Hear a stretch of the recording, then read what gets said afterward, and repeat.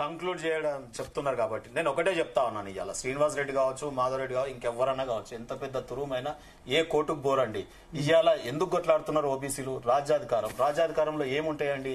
Important పదవి. ఇప్పుడు కోర్టుకు బీఆర్ఎస్ సమయంలో పోయారు, ఇప్పుడు కూడా పోయారు, పోతారు కదా. ఒక్క నిమిషం మీకు నేను దీనికి ఆన్సర్ చేస్తాను ఒక్కసారి చెప్పండి అన్న. ఇవాళ నేను బేసిక్ క్లాసులు కూడా చాలా ప్రతిభ వచ్చింది, వాళ్ళ దాంట్లో కూడా ప్రతిభ వచ్చి అన్ని రంగాలలో వెళ్తున్నారు, అన్ని రంగాలలో మంచి ఉద్యోగాలలో రాజకీయంగా కూడా మంచి సమర్థతో గెలుస్తున్నారు.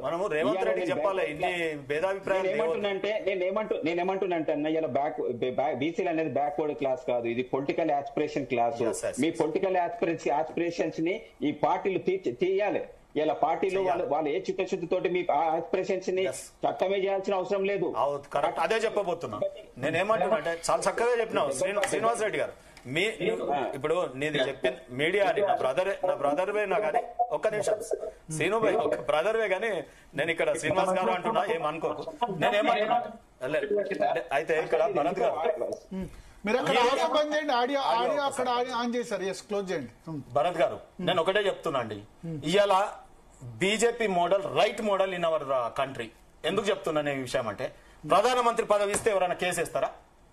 మేము ఇవాళ ఉపరాష్ట్రపతి ఇస్తే ఎవరైనా కేసేసిరా? రేపు బీసీ ముఖ్యమంత్రిని చేస్తామని ఎవరు కేసేస్తురా? 27% కేబినెట్ మంత్రులను చేసిన ఎవరైనా కేసేస్తురా? గట్లా చేయమని కాంగ్రెస్ బీఆర్ఎస్ ని వేయలేదు. మొత్తం ఏది బీఆర్ఎస్ పార్టీకి ఏమో లైఫ్ లాంగ్ ఒకరే ప్రెసిడెంట్ ఒకరే సీఎం మీరు గొంతు దించుకొని చెప్తున్నారు. ఎన్నటికి కనీసం ఏది వర్కింగ్ ప్రెసిడెంట్ కూడా ఇయ్యరు, రేపు ముఖ్యమంత్రి కూడా రాదు. అసలు పార్టీలు ఓబీసీలకు అవసరమా ఈ గడ్డ మీద? ఇవాళ తర్వాత కాంగ్రెస్ పార్టీ జీవితం ఎట్లా చేస్తుంది? ప్రతిపక్ష హోదా చెప్పారు కదా. స్వాతంత్రం రాగానే రాహుల్ గాంధీ ముత్తాత ప్రధానమంత్రి, ఆ తర్వాత ఇందిరాగాంధీ గారు ప్రధానమంత్రి, వాళ్ళ నాయనమ్మ, ఆ తర్వాత వాళ్ళ నాయన ప్రధానమంత్రి, ఆ తర్వాత వాళ్ళ అమ్మ చైర్పర్సన్, ఇవాళ ఆయన ఎల్పీ లీడరు పార్లమెంట్ లో ఇవి చేస్తే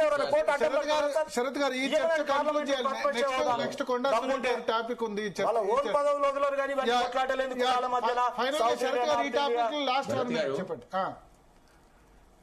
ఏంది సొల్యూషన్? కేబినెట్ చర్చించిందట, మళ్ళీ 23వ తేదీ కేబినెట్ అట.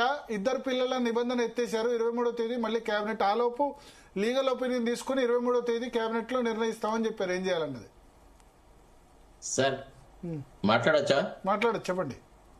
ఇప్పుడు సార్ వీళ్ళు చర్చ ఇప్పుడు ఏం చేస్తే 42% రిజర్వేషన్ వస్తుంది అనే దాని మీదనే చర్చలు పెట్టారు సార్. ఈ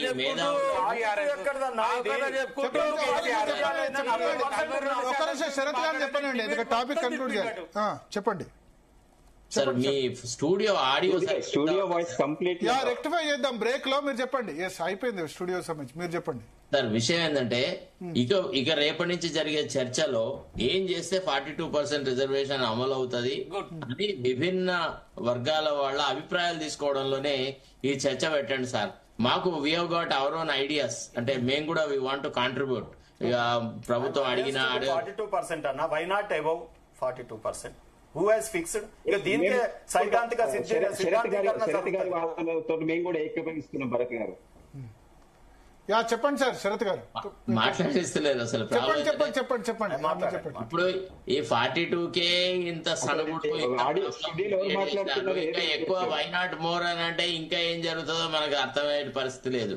యాక్చువల్లీ ఇదటి 42% రిజర్వేషన్ రావడానికని ఏం చేస్తే బాగుంటుంది అనే దాని మీద రేపు మీరు చర్చ పెడితే డెఫినెట్లీ ఐ హావ్ వర్క్. అది ఇవాళ కూడా ఇప్పటి వరకు ఈశ్వర్ గారిని అడిగాము. ఆయన చెప్పింది ఏంటంటే 9 షెడ్యూల్ తప్ప వేరే మార్గం లేదని చెప్పారు. ఎవరు? ఈశ్వరయ్య గారు, జస్టిస్ ఈశ్వరయ్య గారు. సార్ దయచేసి, అంటే of course is a judge, మా ఆయన దగ్గర మనకి ఐఆర్ కోయిలో వర్సెస్ స్టేట్ ఆఫ్ తమిళనాడులో 9th షెడ్యూల్ లో చేర్చినా గానీ న్యాయ సమీక్ష చేస్తాం, అది కూడా 50% దాటడానికి వీల్లేదని సుప్రీంకోర్టు తీర్పు. కానీ ఇంతవరకు 9th షెడ్యూల్ లో చేర్చిందాన్ని ఒక్కదాన్ని కూడా తొలగించలేదు కోర్టు, దాన్ని తిరస్కరించలేదు ఇంతవరకు. ఆ సందర్భం రాలేదు. టెంపరరీ సొల్యూషన్ తమిళనాడు విషయంలో ఎవరు ఆ సందర్భం రాలేదు. తమిళనాడు విషయంలో ఎవరైనా ఛాలెంజ్ చేస్తే చేస్తే స్టే ఇవ్వలేదు. తమిళనాడులో 9th షెడ్యూల్ లో చేసిన దాన్ని ఛాలెంజ్ చేశారు, సుప్రీంకోర్టు స్టే ఇవ్వలేదు. తర్వాత వింటామంది. ఆ కేసు 31 సంవత్సరాలుగా ఇంతవరకు విచారణకు రాలేదు. అది ఆ కేసు కూడా ఎందుకు రాలేదని ఈశ్వరయ్య గారిని అడిగాను నేను. తమిళనాడులో 69% ఛాలెంజ్ చేశారు, కానీ సుప్రీంకోర్టు స్టే ఇవ్వలేదు ఇనిషియల్ విచారణలో. ఆ కేసు ఇంకా వాళ్ళు ఎప్పటికప్పుడు ఎంపెరికల్ డేటా వాళ్ళు 20 కమిషన్లు ఇచ్చారు ఇప్పటి వరకు. అవన్నీ మన దగ్గర ఉమ్మడి ఆంధ్రప్రదేశ్ లో ముస్లిం రిజర్వేషన్ కేసు లాగా ఇంకా ఫైనల్ జడ్జిమెంట్ రాలేదు. చెప్పండి శరత్ గారు. ప్రశ్న అడిగినారు, సమాధానం మీరు మాట్లాడకండి ఒక్క నిమిషం. పిట్టల గారు ఒక్క నిమిషం మీరు మాట్లాడకండి, శరత్ గారు డిస్టర్బ్ అవుతుంది. చెప్పండి సార్. నేనేమంటానంటే ఎట్లయితే కాన్స్టిట్యూషనల్ అమెండ్మెంట్ 103 తీసుకువచ్చినారో బీసీ రిజర్వేషన్లను కూడా ఒక పర్టికులర్ పర్సెంటేజ్ తీసుకువచ్చి కాన్స్టిట్యూషనల్ అమెండ్మెంట్ తీసుకొని రావాలా. That is the best way possible. అది ఒక రకంగా అది మనకి దేశం అంతటికి వ్యాపింపజేస్తుంది. ఎట్లయితే 103 కాన్స్టిట్యూషనల్ అమెండ్మెంట్ ను సుప్రీంకోర్టు యాక్సెప్ట్ చేసిందో అట్లనే ఈ కాన్స్టిట్యూషనల్ అమెండ్మెంట్ వస్తే సరిపోతుంది సార్. రెండోది ఏంటంటే ఇంకొక మార్గం కూడా ఉంది. ఏంది, సుప్రీంకోర్టులో ఇప్పుడు పెండింగ్ లో కేసులు ఉన్నాయి కదా, అందులో స్టేట్ షుడ్ ఇంటర్వీన్. ఏమండి ఈ సమస్య రోజు రోజుకు జటిలమవుతున్నాయి. ఇప్పుడు జార్ఖండ్, మధ్యప్రదేశ్ వాళ్ళు కూడా మాకు 50% అబోవ్ ఉండడానికని మాకు అవకాశం కల్పించండి అని చెప్పి వాళ్ళు సుప్రీంకోర్టులో పిటిషన్స్ వేస్తున్నారు. తెలంగాణ రాష్ట్రం కూడా అందులో ఇంటర్వ్యూన్ అయ్యి మరి 11 మంది సభ్యుల ధర్మాసనాన్ని కన్స్టిట్యూట్ చేసేసి గతంలో రిజర్వేషన్ల మీద ఇచ్చిన అన్ని జడ్జిమెంట్లను right from Indira Sawhney to ఇప్పటి వరకు వచ్చిన ప్రతి జడ్జిమెంట్ ను సమీక్షించేసేసి పార్లమెంటుకు 50% ఇచ్చే అధికారం ఉందా లేదా, రాష్ట్రాలకు ఆ అధికారం ఉందా లేదా, ఇస్తే దావి రాజ్యాంగ పరిధిలో ఉంటాయా ఉండదా అనే దాని మీద మళ్ళా నిర్దిష్టమైనటువంటి సలహా సంప్రదింపులతోని నిర్దిష్టమైనటువంటి గైడ్ లైన్స్ తోని తీర్పు తీసుకొని రావాలి సార్. 100% కరెక్ట్ శరత్ అన్న. ఇప్పుడు ఎంఆర్పిఎస్ ఏదైతే జ్యుడిషియల్ రివ్యూ కేసిరో మనం రివ్యూ పిటిషన్ వేయకుండా అనవసరంగా ఇంట్రీమ్ ఆర్డర్ మీద వెకేషన్ కు పోయి స్పెషల్ పిటిషన్ ఇటువంటి చేసేది లేకుండా 30 సెకండ్స్ ఇప్పుడు ఒక్క నిమిషం. లక్షల రూపాయలు ఖర్చు అవుతున్నాయంటే సార్ మీరు చెప్పేదంతా జరిగేది ఉంటే మనకి ఇప్పుడు మీరు చెప్పిందంతా జరిగే అవకాశం ఉండే ఈ ముఖ్యమంత్రి గారికి ఈ ప్రభుత్వం కాంగ్రెస్ కి చిత్తశుద్ధి ఉంటే ఎందుకు ఈ మాట నేను అనాల్సి వస్తుందంటే అక్కడ రాహుల్ భాయ్ ఒప్పుకున్నాడు ఆల్రెడీ. బడేబాయ్ కూడా సబ్కా సాత్ సబ్కా వికాస్ అంటున్నాడు. అక్కడే పంచాయతీ లేదు. నేను అదే అంటున్నాను. నేనేమంటున్నా అందరికి న్యాయం జరగాలనేదే కదా వారు చెప్పిన. రాహుల్ గాంధీ గారు కూడా చెప్పే సామాజిక న్యాయం అనేది ఇచ్చేదారి భాగీదారు అనేది అది కూడా అదే కదా. పక్కన అరే నేను ఎవరికైనా న్యాయం జరగాలనే కదా. కాదు మీదకి వస్తున్నా అదేమో విభజించు. నేను ఏమంటున్నా అంటే వాళ్ళు ఒకే ఊరు ఇప్పుడు బీసీ ముఖ్యమంత్రి ఇస్తారని నువ్వే చెప్తీడా బీసీలకి నేనేమంటున్నా ఒకవేళ రాహుల్ గాంధీ గారు ఓకే ఉన్నాడు, మోడీ భాయ్ గారు ఓకే ఉంటే ఇంకా ఈయన ఏమైనా ఇబ్బంది అయితే అక్కడ నితీష్ కుమార్ గారు ఉండే మనకి. ఇంకా ఇబ్బంది అయితే ఈయన గురువో స్నేహితుడో లేకపోతే కొలిగో ఎవరు అనుకున్న చంద్రబాబు నాయుడు గారు ఉండే, లేకపోతే ఇంకా మన తెలుగు రాష్ట్రంలో పవర్ఫుల్ గా వీళ్ళందరినీ కాపాడుతున్నటువంటి పవన్ గారు ఉండే. వీళ్ళందరినీ తీసుకొని ఆడ కూర్చోబెట్టి చర్చ చేస్తే మొన్న అయిపోవు కదా. ఇప్పుడు మన శరత్ గారు చెప్పినట్టు ఒక అమెండ్మెంట్ జరుగుతుంది. ప్రతిపక్ష నాయకుడు కేసీఆర్ పోవచ్చు కదా. మేము రావడానికి సిద్ధంగా ఉన్నాం కదా. మేము ఆల్రెడీ అసెంబ్లీలో మేము నిన్న కూడా కేటీఆర్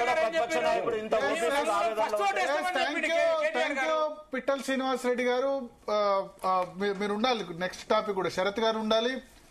కొండా సురేఖ గారి టాపిక్ ఉంది. ఒక జస్ట్ 5 మినిట్సే.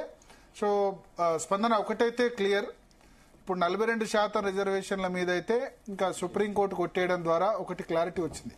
హైకోర్టు మధ్యంతర తీర్పు ఇచ్చింది, కానీ ఫుల్ జడ్జిమెంట్ కూడా హైకోర్టు సుప్రీంకోర్టు కూడా ఈ 42% సమర్థిస్తుందని నేను అనుకోవట్లేదు. అంటే ఈ విషయం ఇప్పుడు స్వయంగా జస్టిస్ వి ఈశ్వరయ్య గారు చెప్పారు. ఇక్కడ వీళ్ళందరూ అడ్వకేట్లే. తాడు శ్రీనివాస్ గారు అడ్వకేటే, ఉపేంద్ర గారు అడ్వకేట్, అడ్వకేట్ శరత్ గారు అడ్వకేట్. అందరూ చెప్తుంది ఏంటంటే 9th షెడ్యూల్లో పెట్టడము కాన్స్టిట్యూషనల్ అమెండ్మెంట్ మాత్రమే అవకాశం. ఈ పద్ధతిలో అయితే 42% రిజర్వేషన్ అయితే సాధ్యం కాదని చెప్తున్నారు. సో ఈ నేపథ్యంలో 23వ తేదీ కేబినెట్ మీటింగ్ ఉందట. పొంగులేటి శ్రీనివాసరెడ్డి ఇంతకుముందే కేబినెట్ బ్రీఫింగ్ చేశారు. సో ఏ నిర్ణయం తీసుకుంటారన్నది చూడాలి. హైకోర్టు జడ్జిమెంట్ వచ్చేంత వరకు వెయిట్ చేస్తారా, లేదా ముందే జూబ్లీహిల్స్ ఎలక్షన్ కాగానే నవంబర్లో జూబ్లీహిల్స్ ఎలక్షన్ ఉంది, 11th 14th రిజల్ట్. ఆ రిజల్ట్ కాంగ్రెస్ ఫేవర్లో వస్తే ఇమీడియట్ గా పెట్టొచ్చు. నెగటివ్ గా వస్తే చెప్పలేం. అన్నట్టు బీఆర్ఎస్ కానీ లేదా బీజేపీ కానీ గెలిస్తే ఎట్లా ఉంటుందో మనం చెప్పలేం. ఇప్పుడున్న పరిస్థితి అయితే కాంగ్రెస్ వర్సెస్ బీఆర్ఎస్ హోరాహోరీ పోరు అక్కడ నడుస్తుంది జూబ్లీహిల్స్ లో. మీరు చూస్తారు నవంబర్ 14 మాట్లాడదాం. నవంబర్ 14 మీరు క్యాండిడేట్ పాత క్యాండిడేట్ గెలిస్తే మంచిదే, మీరు మీ కాన్ఫిడెన్స్ నేనేం కాదన్నా. సో అట్లా ఉంది సిచ్యువేషన్. చూద్దాం, అంటే ఆ రిజల్ట్ ను బట్టి రేవంత్ సర్కార్ లోకల్ బాడీస్